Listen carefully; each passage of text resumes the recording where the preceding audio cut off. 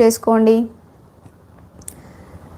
Plus sizes అండి, plus sizes చూపిస్తున్నాను ఇప్పుడు. దీంట్లో మాత్రం large, XL, double XL, 3XL వరకు అవైలబుల్. లైనింగ్ వస్తుందండి డ్రెస్కి కంప్లీట్గా. ఇది వచ్చేసి దుపట్టా, చందేరి దుపట్టా.